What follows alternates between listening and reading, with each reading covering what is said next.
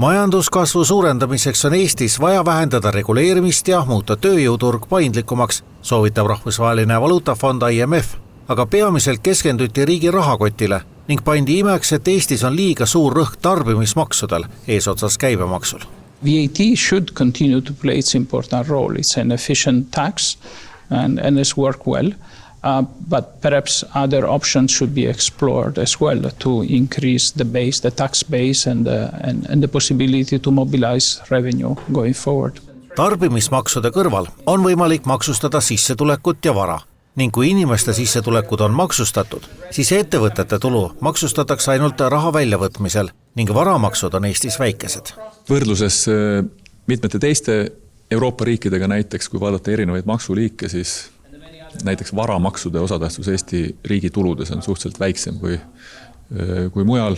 Me teame, et me oleme ka sinna poole liikunud nüüd, kus on näiteks mootorsõiduki maks Eestis kehtestatud. Rahandusministri jaoks oli maksuküsimused teema, millest ta pigem Rahvusvahelise Valuutafondiga nõus ei ole. Maksusüsteemis on hulk asju, mille mina muudaksin ära, aga mida demokraatias muuta on keeruline. Ligi tahaks vähendada kõikvõimalikke erandeid. Tulumaks tehti küll inimestel ühetaoliseks, aga käibemaksueranditega ta nõus ei ole. Automaks ja maamaks on aga erandeid täis, kuid määr seetõttu kõrgem, kui võiks olla ühetaolisena. Ma vaataks üle näiteks erandeid.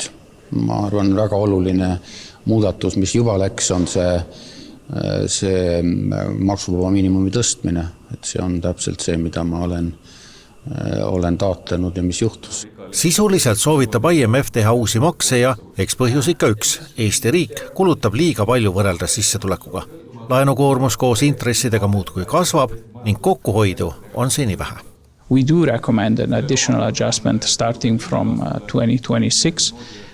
We think that resources should come both in terms of cost savings as well as mobilizing additional revenue. So we think that both sides in a way should be considered. Kui me soovime, et siis tulevikus Eesti riigi võlakoormus ei jääks pidevalt kasvama, siis on ikkagi vaja teha soovitavalt alates järgmisest aastast täiendavaid pingutusi selleks, et tulud ja kulud ikkagi paremas tasakaalus oleks.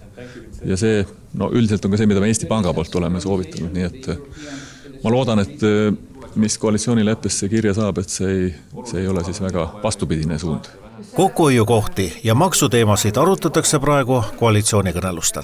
Minu jaoks on trauma kogu aeg, et ma pean vaidlema mingites asjades, mis tegelikult vaidlema ei pea ja viimased siis kokkuvõtted on tegemata, et ei ole midagi parata, vaidlused käivad viimase hetke. Aga tuleb sealt lisakulutusi või siiski suur kokkuhoid? Tegelikult ei kumbagi, selles on probleem, et lihtsalt ma tahaks mõistlikke makse. Mõistliku maksusüsteemi, mitte unistusi, aga ei hakkada praegu täpsustama, et mis see põhivaidlus on. Koalitsioonileppe viimaseid punkte arutavad erakonnad sel nädalal. Laupäeval peavad selle heaks kiitma valitsuserakondade volikogud.